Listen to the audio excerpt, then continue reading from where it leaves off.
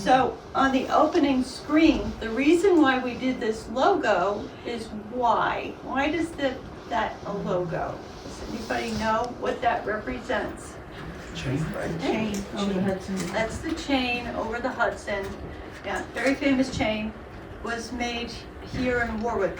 Not all the ore came from Warwick, but it was actually forged in Warwick.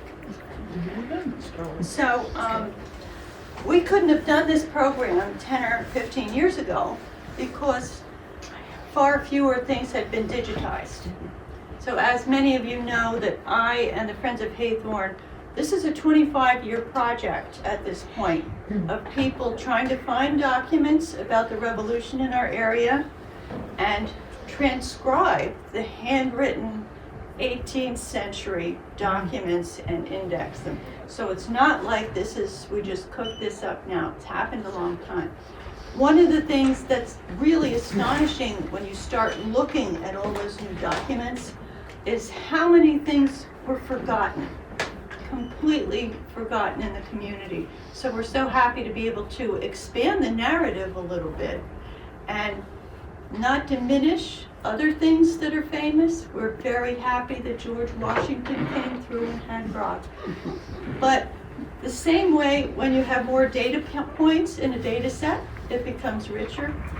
More data points. That's what getting to the local documents means to me. And I can connect to the guy that lived down the road much more than I can connect to somebody that lived at Mount Vernon, right? So it's easier that way. We're still working on transcribing the documents. If any of you really loves looking at cursive, come and talk to me. So I'll talk just briefly about John Haythorne. People that know me cross the road when they see me coming because I talk about John Haythorne a lot. Yes, his name is spelled Hathorn, Heathorn, Haithorn, because they're spelling phonetically. That's how they're saying it during his life period. His lifetime is Haythorn, Irish Quaker. Haythorn sounds a little bit Irish to me, right? So he was the commander of the local troops. And the 4th Orange County Regiment is the regiment that was here for the militia. And there were many, many people in the militia. By the end of our project, we've just completed what we feel is the master data sheet. Deborah Sweeten's been working on it for a decade, trying to track every single person that said, I served under John Haythorne. There's over 2,000 names. So he commanded, it's a long war, he commanded a lot of different people. A lot of these documents are available on the Albert Wisner digital collection. If you see things, because I'll be going at lightning speed a little bit, just email me, warwickhistory@gmail. I'm easy to find. I'll send it to you. Okay. So he sat on the 1st and 4th Congresses of the United States. We're talking a lot right now about the Bill of Rights. He was there for that debate and for that vote. So he's a founding father. And his house still stands, of course. That is not a portrait of him. That is a portrait done in 1907. What they thought he kind of sort of might have looked like. There is no portrait of him, but it's all over the internet. I scanned the photograph and put it on the internet. So it is all over the internet as John Haythorne. And the Old Stone House, of course, on Haythorne Road is his home. And you can go in, there's a bar, you can go in and get a ginger ale and go upstairs to the museum room. There's a museum room upstairs, so I encourage you to visit. So here are a few of the people that served in the Florida Regiment. And you can see some very familiar, the Florida Company of the 4th Regiment. Each regiment was divided into companies, so the hamlets each had their own company so that they could muster easily, could communicate easily. So you'll see familiar names, you'll see some names that are forgotten, and you can see some of the officers that are there. And some of these people we can track pretty easily. Some of them, we only have their names on a tiny little pay record. But they're all verified as having been in this area or in this company.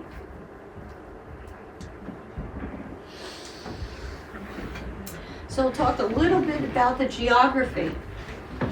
The reason why we had a lot going on is because we had a good road going through. We actually had a couple of good roads going through. So this map is actually from 1779. It was drawn by somebody who was French. I like this one because the landforms are done so beautifully and graphically. But you can see, yeah, we are actually in a valley, right? And I'm not getting my pointer. Where's my pointer? The pointer's not working. But you can see this is the valley, right? That's why, because all of the troops and couriers and New England officials going down south, they were all going down these roadways because you don't want to go through the mountains.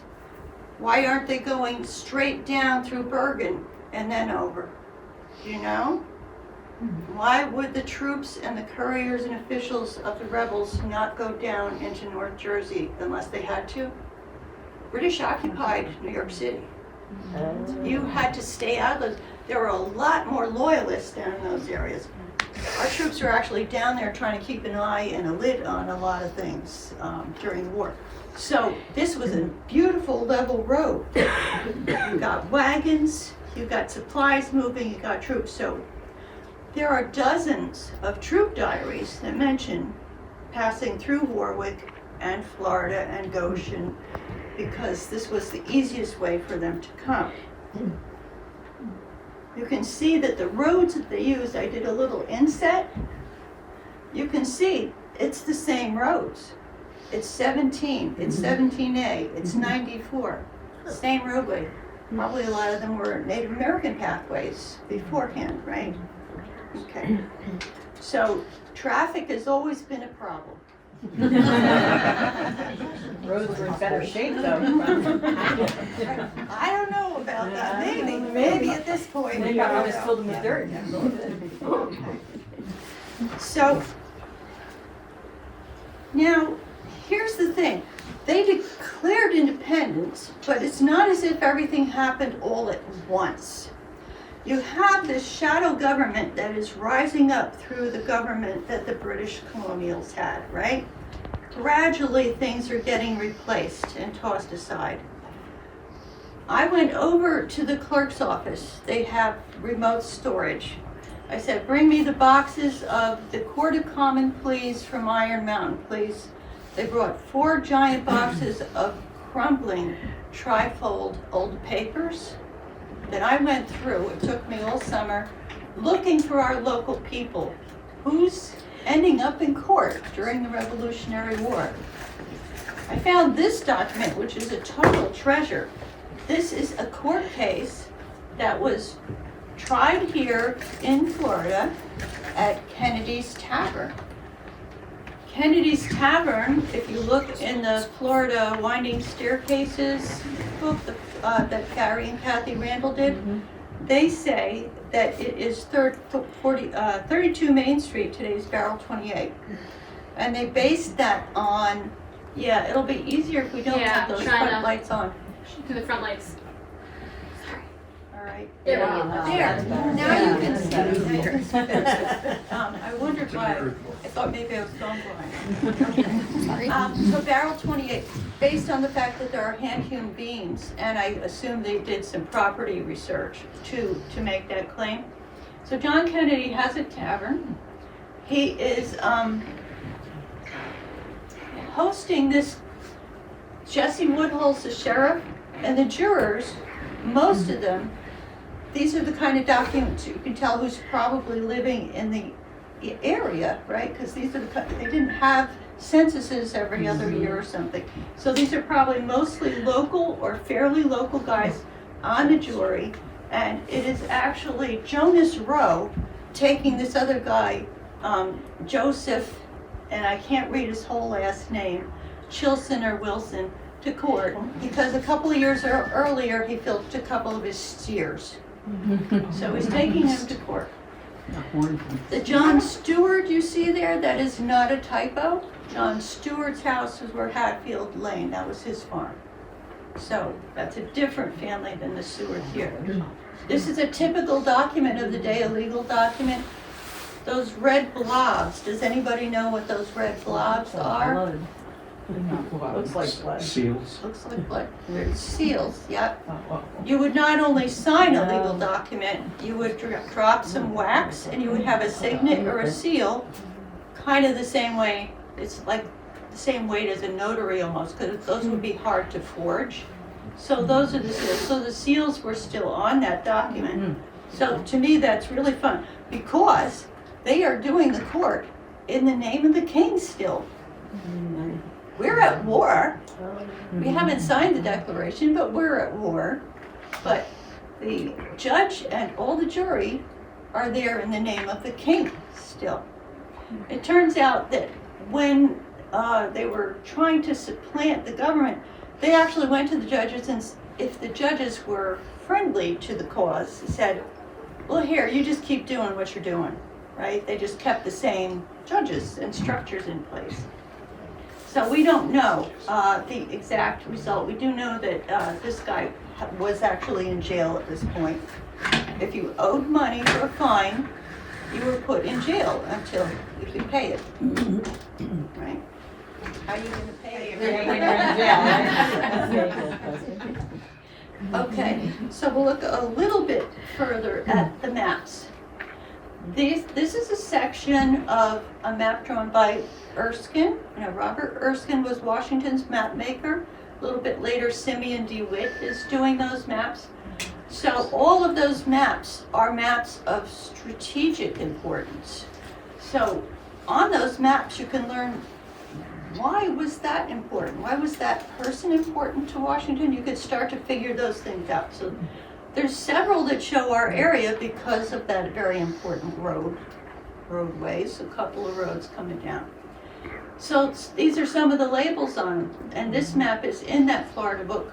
They do a much better job of identifying the roadways, but they're noting where certain milestones are. Archibald Armstrong's, the Florida Meeting House, the Presbyterian congregation was already here. There was already a meeting house here by then. And this one actually extends all the way down to the Warwick Baptist. And we see a guy named Rankin there also. I don't know why I'm, there it is. Okay, so can you see that? That says Carpenter's Tavern. So this is coming down Wheeler Road kind of, and there's another tavern the back way. It says Squire Armstrong's, to Squire Armstrong. You have a bucket load of Armstrongs in that Presbyterian church cemetery over there. Even though they lived kind of over a little bit between Jessup and Union Corners, that roadway was actually, Jessup Road was actually in 1850 labeled as Armstrong Street. There was still a lot of Armstrongs there. The Armstrongs were very stern Presbyterian, Scottish in ancestry. Okay, let's see.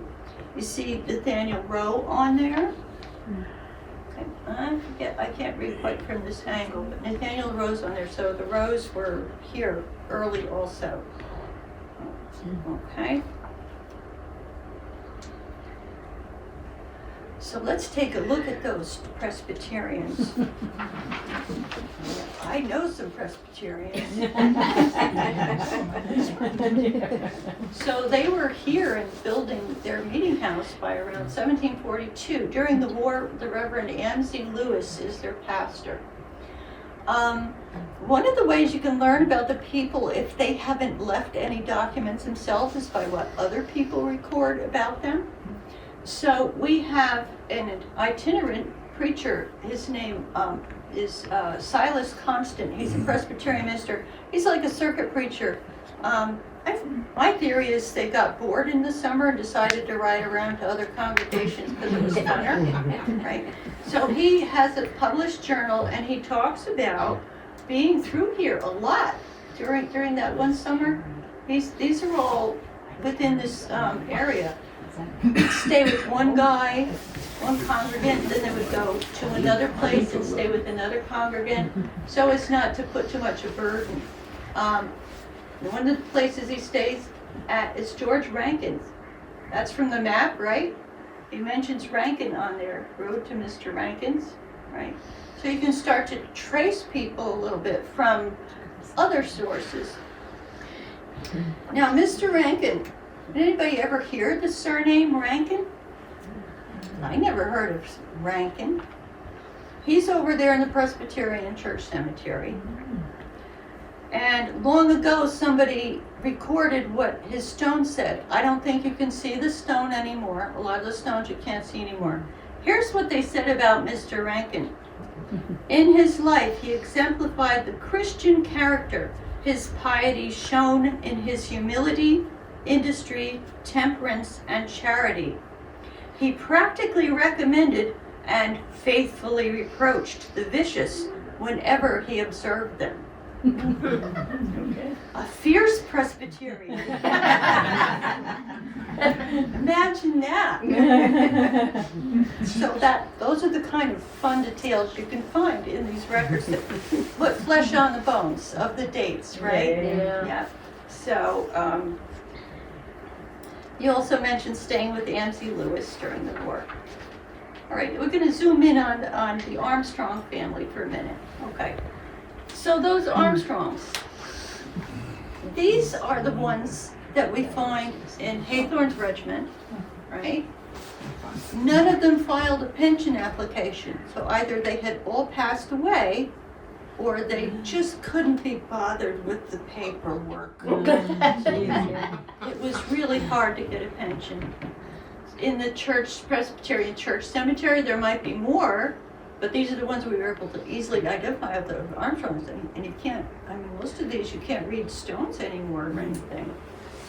And over in the middle, you've got, that's a data card recording his service. What they did many, many moons ago was they got their hands on the documents from different repositories and wrote a data card under a person's name. How are you going to alphabetize records before computers? You got to have a card for each and every person named on that document, right? And you got to repeat the information. Those data cards, in many cases, are the only thing that still exists, because in 1911, the New York State Archives went up in flames. For Haythorne's pay records, the ones that survived, they are all scorched on the edge. Oh, wow. Yeah, so a lot of the records are lost, and you have to just understand that this is all we got. So that's his tombstone. And you can see, I gave you the map that shows Armstrong Street there. Okay.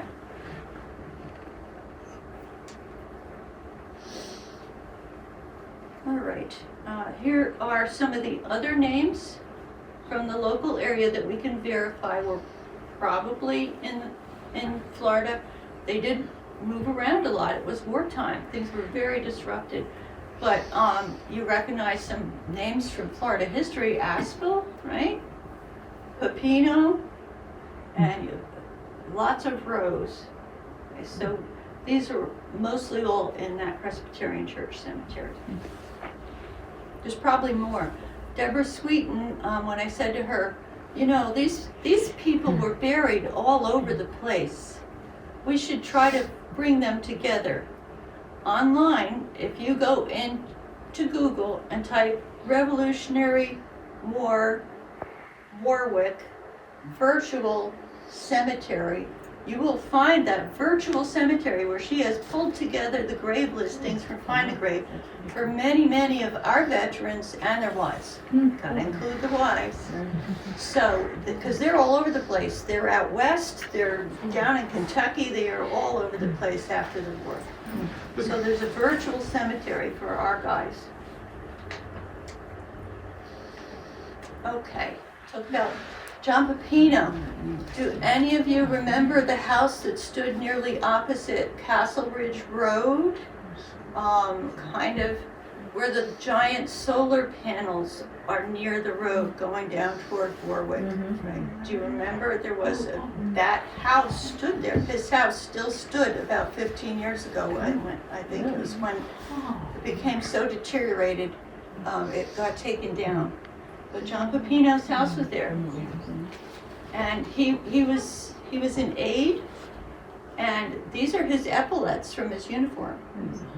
Now, our guys didn't have uniforms really during the war, but certainly afterward, the militia persisted for many, many years, becoming, anybody know? Militia becoming National Guard. Yeah. Right? Okay, so that's the epaulets. The family still has his epaulets. So, Mr. Pepino was Haythorne's right-hand man. A lot of times there would be death notices in the local paper for these old veterans when they passed. The one that was published in the Goshen paper, our papers hadn't started yet, is very long and gives many wonderful details about him.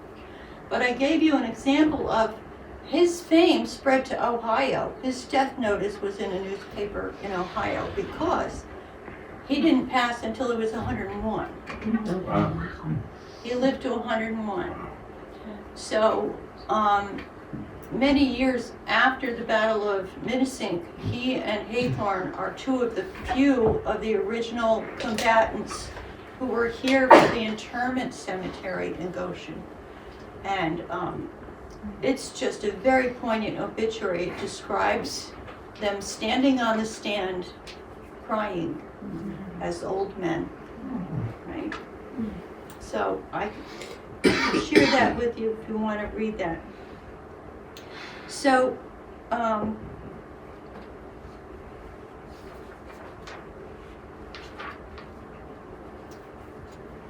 we heard about the Armstrong district already.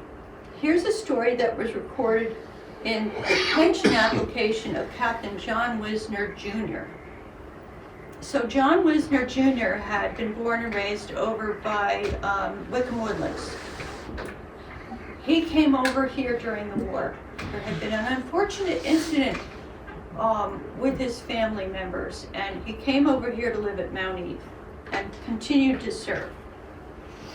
So Jasper Armstrong, who is the son of Robert Armstrong, and these depositions are in front of a judge. These are legal documents. They're all terribly old. They first passed the ability for the militia to get pensions in 1832. Most of them, of course, had died. There were only some who were old men who were still alive. Continental Army, they did pass it a little earlier. So Jasper says that my father, the said Robert Armstrong, was aide to Colonel Haythorne, and that he, Jasper, has heard Colonel Haythorne, Captain John Wisner, and his father, Robert Armstrong, speak about the Indian battle at Minisink, and heard the Colonel John Haythorne say to his father and Captain John Wisner, "If you had been with me, I never would have followed the Indians so far into the woods." Right. So Jasper is listening to these very poignant memories of these Revolutionary War veterans. Okay. Now we are going to look a little more. This is one of my very favorite people to learn about. Dr. Daniel Wood, born and raised in Warwick, in Florida. So somehow, he's from an English family. Somehow by the time he's ready to be an apprentice to become a doctor, which is about age 14 or so, he is fluent not only in Latin, which was a standard subject, but German as well. His medical notebook has not one page in English. It is only Latin, the language of scholarship, and German, the second language of scholarship, right? This medical notebook still exists. And it exists in the collection of the Historical Society of Quincy and Adams County, Illinois. So the story of Daniel Wood is very, very interesting to me because he didn't want to leave. He was in the militia. He was happy being a doctor in Haythorne's militia. Long about 1777, the Continental Army realizes they don't have nearly enough doctors. So they come and recruit him. And they make him an offer he really kind of can't refuse. So he does his duty and he goes and becomes a doctor with the Continental Army in Malcolm's regiment. So they took him away. I don't know if we came up with another doctor for our guys or not. And he was there. Malcolm's regiment was at a very famous place that winter of 1777 to 78. He was a doctor at Valley Forge, where about 2,000 men died that winter. So he was a very, very busy guy. So we got this Historical Society to scan some of the pages of this very fragile book. Not all of it, they wouldn't do all of it, but they did some of it for us. I'd love to get a grant to get the whole thing imaged. I actually found a gentleman across the river who has extensively studied 18th century medicine who can kind of make sense out of that. So you have a different language, you have abbreviations that doctors are using, and he was able to figure out a few of the things. So here's a sample of what kind of medicine they're talking about. So the first two entries, so one of the most amazing things to me is that there's women's medicine in here too. Yeah. It's not just men's medicine. Milk fever, and you give poppies if you need somebody to be sleepy. And and there's a recipe for if somebody is feeling faint, right? Copy on paper, right? So that's a pretty cool thing. If anybody really likes this, let me know. 'Cause we'll find a way to get you out there to Illinois to talk them into scanning this whole thing so that this can be indexed. It's a very important record. And he learned it locally. He learned medicine locally. Where he learned German from is kind of a mystery. We do know there were German immigrants here, but probably upwards of a third of the people here were incomers from other places. I hate to tell you. They weren't here for 4 generations, most of them.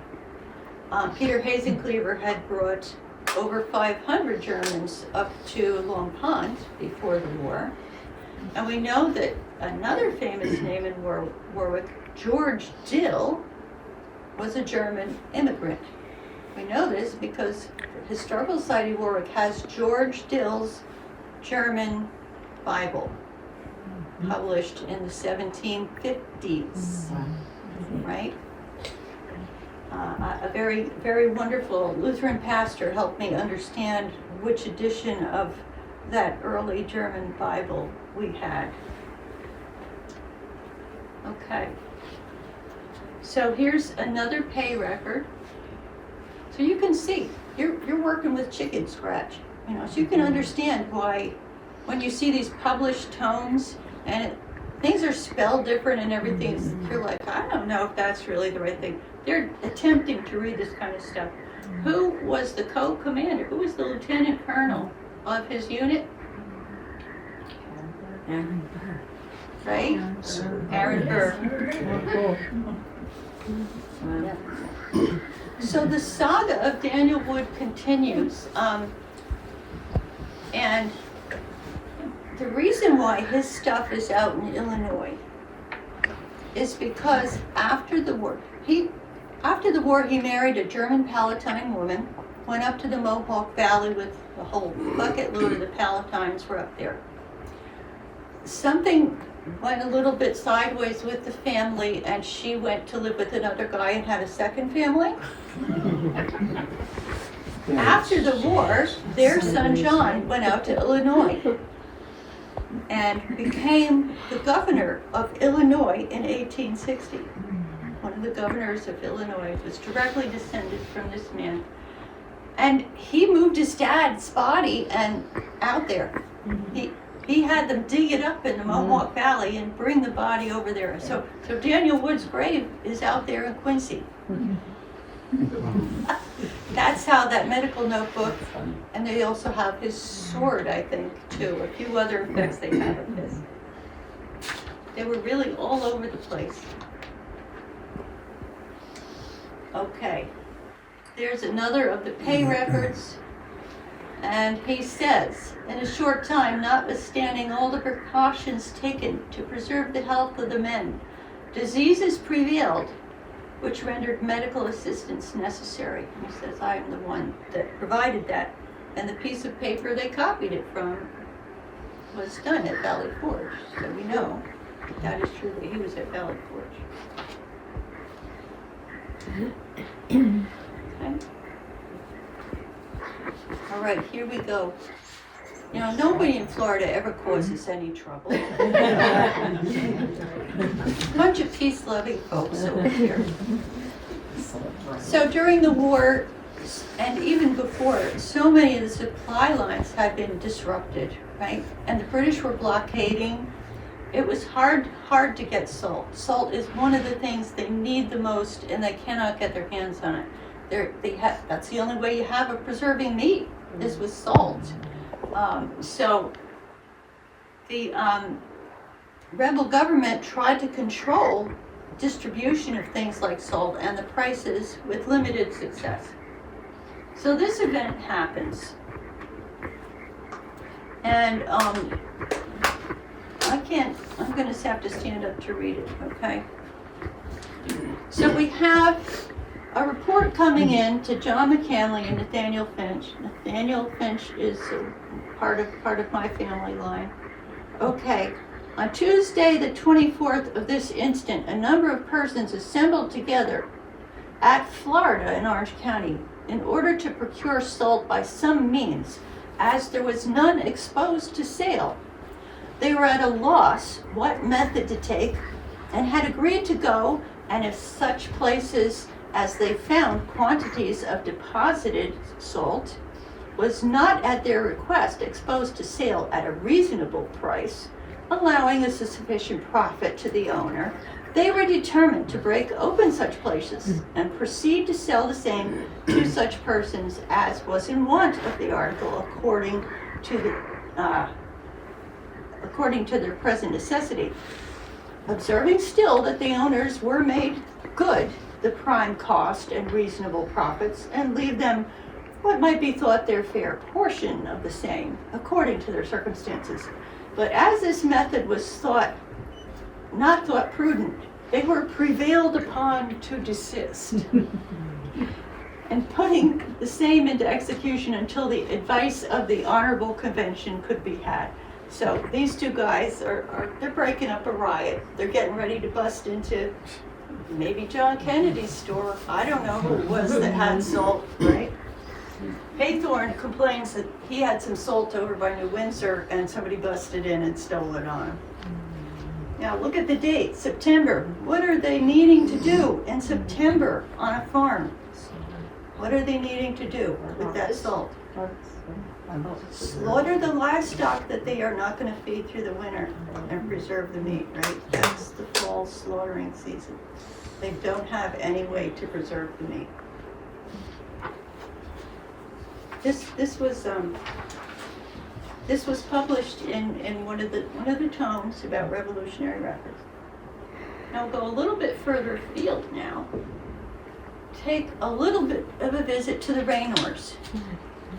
The Raynor farm was, from the map, you can see, was about halfway between Florida.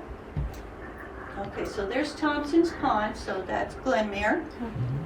Okay, here's the Valley Pine Hill Road, right?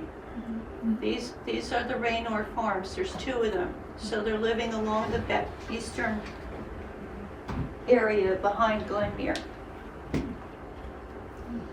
And I have permission of the family to tell this story.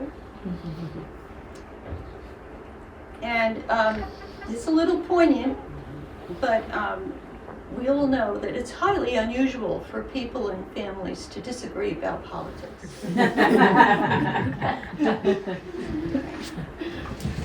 So we know where they lived, and Fred Carey Raynor, who was, did any of you know Bill Raynor? Do you know Bill Raynor? Yeah.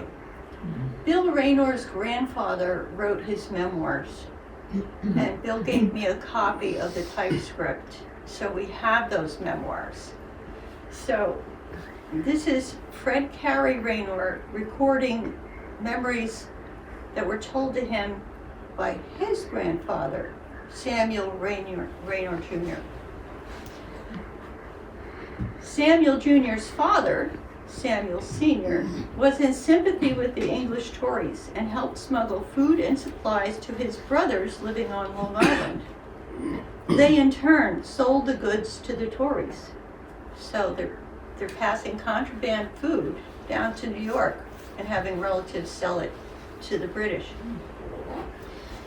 My grandfather would not help them do this. Being in danger of his life, he hid in a load of hay that was being delivered to Goshen. There was a suspicion among the loyalist sympathizers that he was hiding in the hay load. So the men pushed pitchforks into the hay to see if they could locate him. One of the forks found its mark and pierced his knee, but he uttered no sound, and the men, discouraged, went away. Under the cover of darkness, he crept out of the hay and made his escape. He found his way to the Delaware River near Milford, PA. There he camped, trapped, nursed his knee wound, but unfortunately it remained stiff. He remained there for several years. After the revolution was over, Samuel was disowned by his parents, but returned to Orange County to make his home. So that's an example of a very split family, right? And Samuel went, and it's kind of interesting that he went out by the Delaware, because that was sort of like jumping out of the frying pan and into the fire. That was not a safe place to be during the war either. He didn't come back till afterward. So the Samuel Raynor farm, where Warwick Reservoir is, was where he established his home when he came back. Right? So that's Revolutionary War era. Homestead there. Okay. Samuel had a brother named William who tried to get a pension after the war. Nathaniel Jones, who was one of our legislators at the time, got wind of it, and he wrote a letter saying, "It is well known that he deserted to the British and remained with them for the rest of the war." So William was a loyalist also.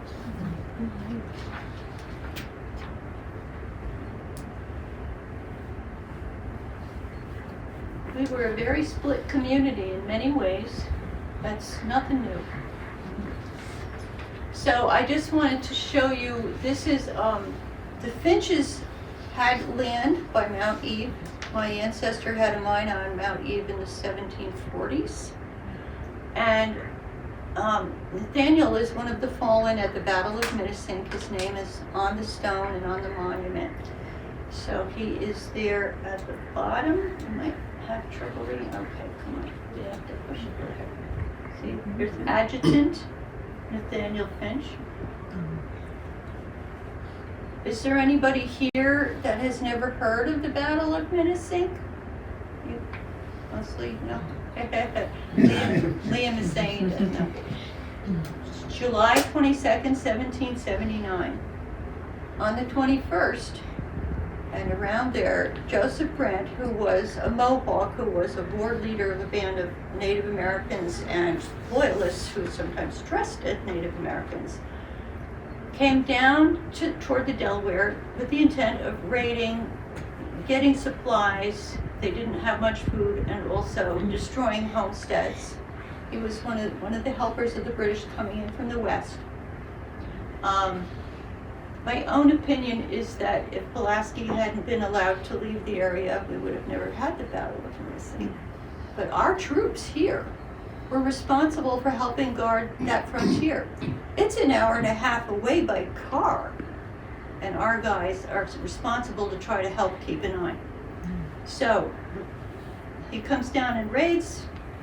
Our guys chase him. They finally catch up with him at Menacing Ford.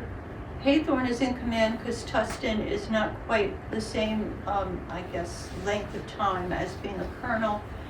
And they try very hard, but there's a pitched battle, and our side runs out of ammunition first. 46 of the regional militia were killed. 46. That's the most costly battle that I know of for any of our troops during the Revolutionary War. It's not safe to go back and collect the bodies. They try. It's still not safe. So it's over 40 years later that they go back and try to find the bones. And that monument stands at Goshen. You know where that yellow courthouse is at the triangle with the big statue of the, okay, right across the street, there's a big obelisk, beautiful obelisk.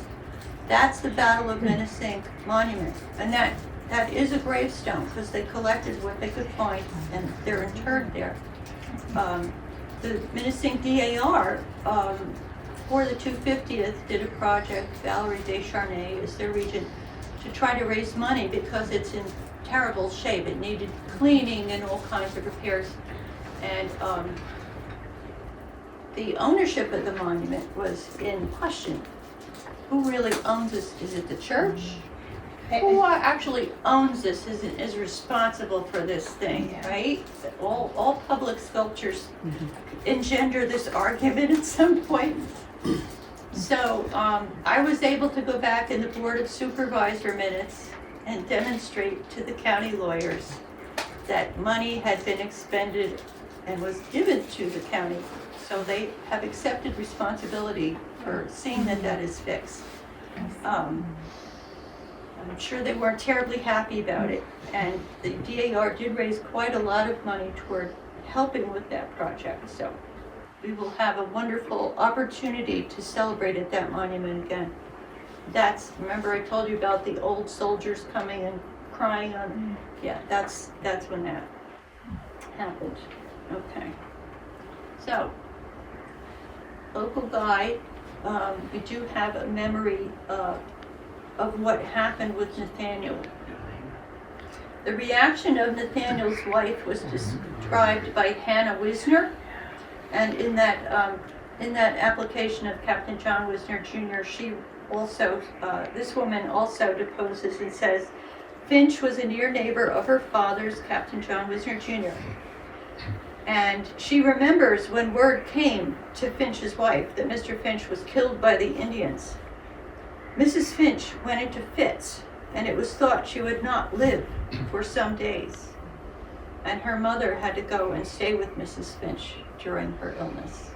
So she has a very sharp memory of what that grief was like. I tell people, Battle of Menacing, their 9/11. That's the impact it had on the community, right?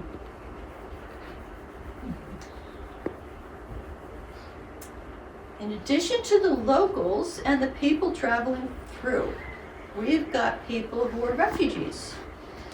Folks who were loyal to the cause and could not stay in New York City while the British occupied it and came out here. One of those individuals was the Reverend John Gano. He was the pastor of a Baptist church in the city. So he's also a chaplain for the Continental Army. He moves his family out here during the war, and they seem to stay first by New Milford, but later on there is an account.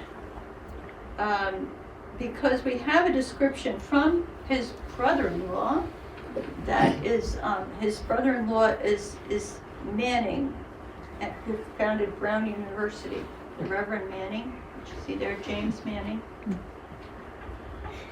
And he says that the Gano family was in a small log house on a good farm belonging to a refugee Tory, so they're taking over the houses of the people they've forced out, but much out of repair. Large quantities of wheat and rye on the ground along this road, which look tolerably well, but all the fruit killed by the frost in April. The cherry trees are again coming out in blossoms, though not full. I think there will be no fruit for 20 miles east of the river, so there are fruit trees. Those late frosts, boy, did them in. So the Reverend Gano, he actually has a son that Hathorne helps get a commission. He's the guy that in his memoir says, yes, I'm the one that baptized Washington in the Delaware. Right.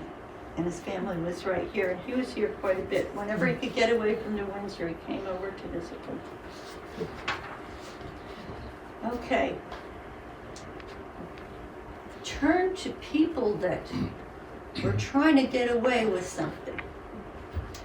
This is a portion of a map, it's larger, John, drawn by John Montresor, who was a British engineer. John Montresor had been through this area probably a number of times, but he was on that survey crew in 1769 when everybody got really fed up with that border war between New York and New Jersey. And they convinced the famous astronomer David Rittenhouse to come up from Philadelphia. This is why we think Hathorne ended up here from Philadelphia, because he was a surveyor too. They convinced him to come up. So he starts at the Delaware River, and isn't that an odd border for the top of New Jersey, right? Straight as an arrow. Well, that's because he was using astronomical measurements the whole way to draw that line. Didn't matter what was in their way, they were just going to lay that line straight. So John Montresor was with him. During the war, John Montresor sits down and sketching the roads and the people he remembers and knows, and maybe some people that he knows a little too well. During this time period, the Samuel Gale, who had a mill at the outlet of the Drownlands, is hauled in for questioning as a Tory. He's in big trouble. But John Montresor is drawing all these local things, right? So you see he's noted Florida. There's the meeting house. Up in Goshen, we had the other meeting house. And then this is the Wallkill. So that's maybe, I think, the same mill as Samuel Gale had, but maybe that was further down, right? And he's calling it Barton's Mill. That's the name he would have known. Joseph Barton was a close relation of Henry Wisner, born and raised at Mount Eve. Joseph Barton's in Sussex. Joseph Barton had correspondence with Henry Wisner right after the Declaration of Independence, in which Wisner says, we need flints. Where are the flints? You know where there's good source of flint? And Barton says, I know, there's a place, and it's Flint Island over by the Wallkill is where he's talking about. But Barton also says at that point, you know, now that I'm hearing all that's going on, my mind is made clear. And Barton becomes the colonel of a loyalist regiment in New Jersey. He cooks up a plan, march straight through Orange County and tear up things on their way. He's found out. He escapes to New York City. And to this day, he is a hero in Barton, Nova Scotia. Yeah. Barton's Mill.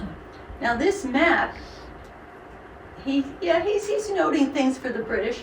Further down on this map, down to the Jersey border, you know, 94, there's a place where the valley narrows, right? So it becomes quite narrow.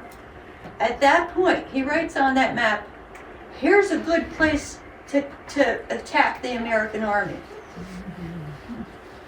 So that's a spy map. It shows Florida.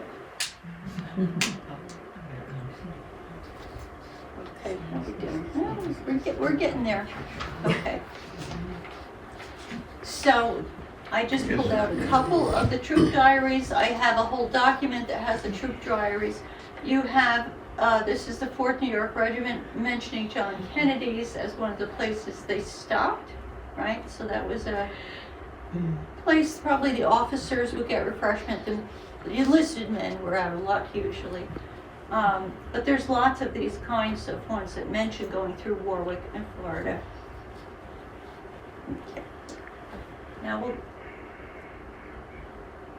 those are the other people that went through, right? When I asked the question about the British soldiers, well, they were captured British soldiers.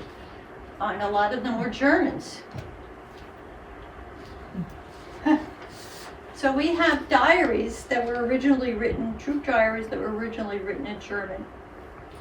And so this is the Duroy the Elder. And he says, we marched, and here's the scenario. They captured all these thousands of soldiers at Saratoga. They kind of shove them over by Boston for a while and realize, oh gosh, we don't have the food and they're probably going to freeze to death. So they decide to march them south. They marched all through our area. It probably took maybe more than a week for them all to separately go through. So these are some of the Hessians. This is a Hessian commander. Marched to a place called Florida to Warwick, a township. And he describes the weather. The part of the province of New York through which we marched is little cultivated. The houses are miserable, and most of the country is wooded. There are some good cornfields, however. A great part of the inhabitants is for the king, and many here have for this reason, besides being kept prisoners, lost all their possessions. The Tories are treated very badly in this province, and sometimes tortured half to death. So that's the other side of the story, right? And we know that there's a high degree of likelihood that some of the Germans in our area somehow or another weren't in the column when they left the area, even though they were when they got here. So I was very interested in the cornfields. I love studying the early agriculture. Corn is not maize. Any kind of grain with a head, the word for that was corn. John Barleycorn, right? So he's probably describing wheat fields, not fields of the kind of corn we use. And that was a cash crop. That was a huge cash crop before the war. When I did a study of what Francis Baird was taking in the winter for trade, I did this a couple of years ago. What's happening is they are processing the wheat. They are selling it off to the middleman like Francis Baird. It is, St. John de Crèvecoeur described this too. It's put on sledges in the winter, carried over to the Hudson to granaries. We have eyewitness account of the granaries all along the Hudson. Put on ships, taken down to New York. Where does it go from there? Anybody know? The Caribbean, to feed the enslaved population and the sugar plantations.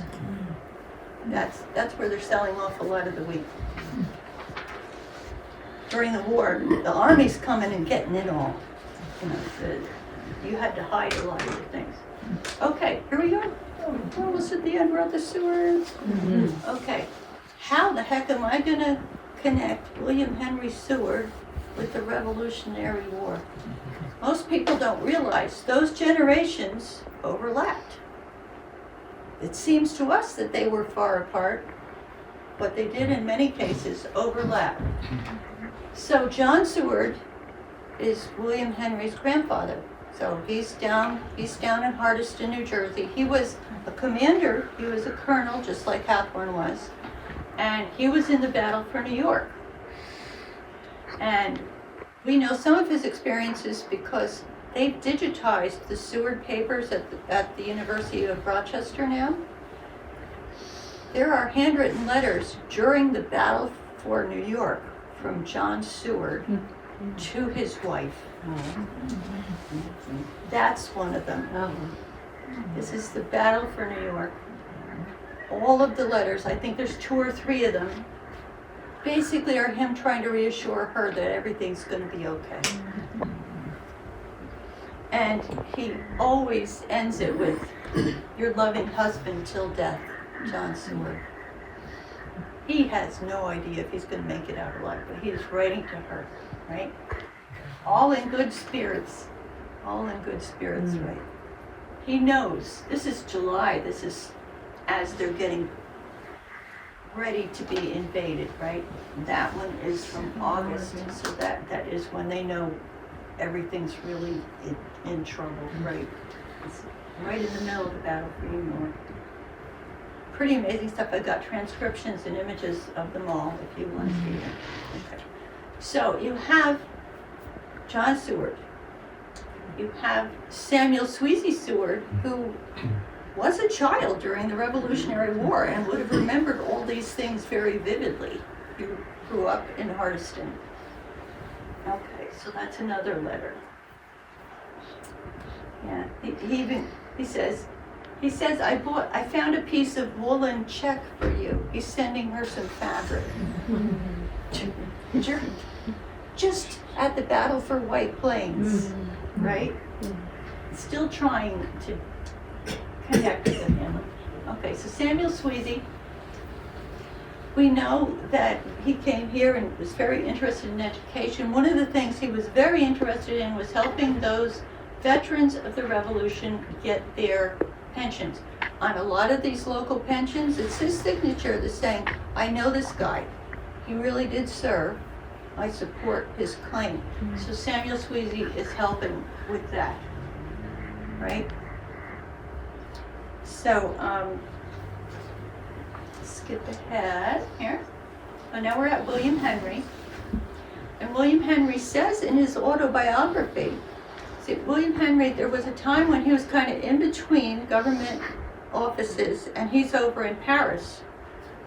And Lafayette would grab any American that came within range. He wanted to talk to Americans. So he invites William Henry out to LaGrange. He spends like 4 days with Lafayette out at his farm. There are several pages in the memoirs about what Lafayette is talking to him about.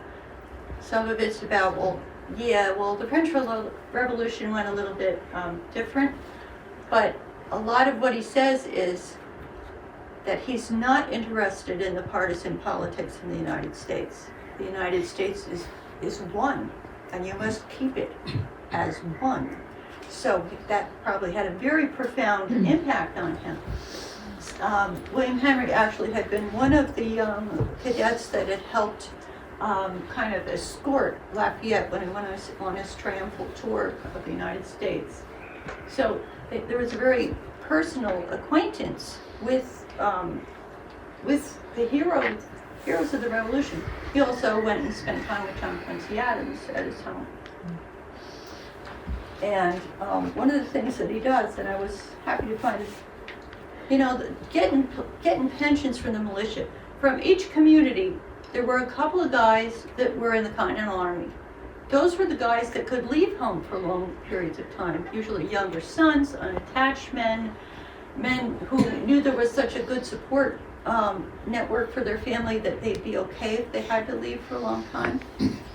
But there are hundreds and hundreds more men in this community who served in the militia. Some volunteered. After a certain point, if you could stand up and hold a gun, you're in the militia. So it was a draft. So the militia got their first pensions in 1832. They started processing them.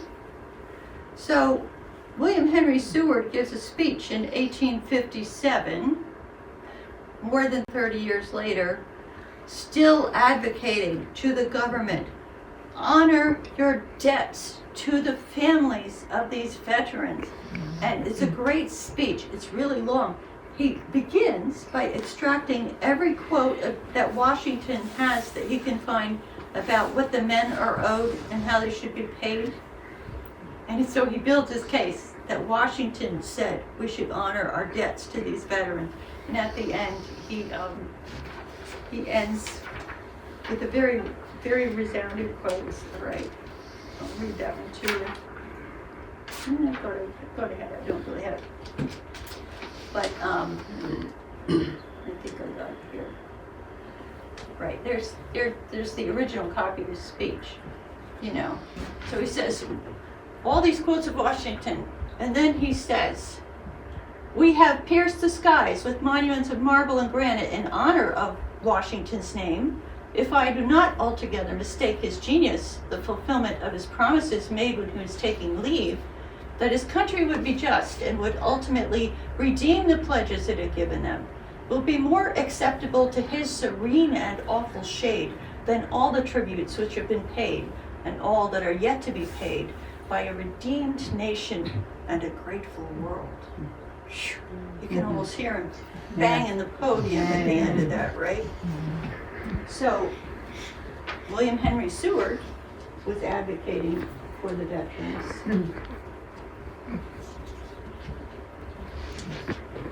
And that's sort of it. There's a lot more. These are the highlights, and I'm not going to give you more. Thank you very much.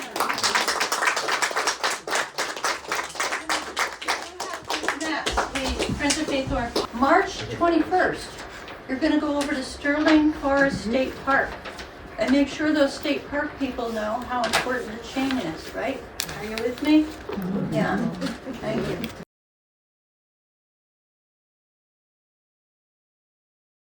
Yes, I have sir. a question about General Popino. You said he lived across from Castle Ridge Road.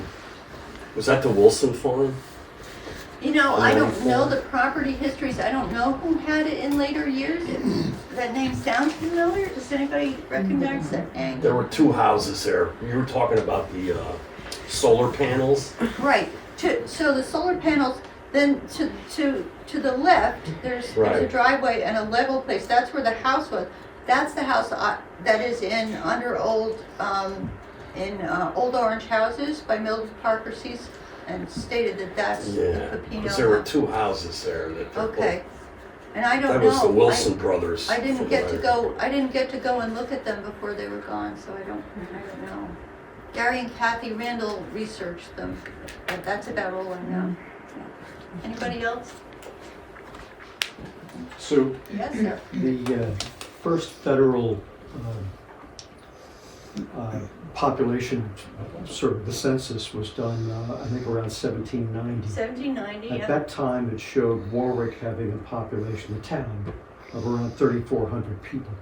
Okay. Now, what do you think the population at that time was here in Florida? During the war, Yeah. people often ask me that. I have no idea.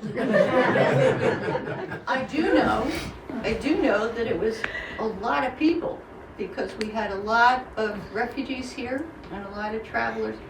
When I first came, and what I was taught was, it was sparsely populated. There were maybe a couple hundred guys that were in the militia. But you have to understand that part of the impetus for the Revolutionary War was that the British had told us we could not migrate west. That made the men, because the younger sons had no alternative. If you didn't inherit the farm, what are you going to do? You're going to work for your brother, right? Or leave. So there were large families, and I think there must have been at least that many during the war, if not more. Because by 1790, quite a few of them have migrated to the bounty lands up by Warwick names all around Finger Lakes, because they got bounty land up there. But that's a wild guess. So that's your project, Peter. Thank you very much. That would be great. Come up with that figure for me. Thank you. All right, thank you very much for coming, everybody. There's a website with events, and there's also a whole website with key features that I feel are emblematic of Warwick during the Revolution. So there's a whole new Revolutionary Warwick website as well. So you've got no excuse to not be able to answer my questions. Thank you so much. Thank you so much for coming, everybody. Please take some refreshments on your way out, because otherwise they sit here for me.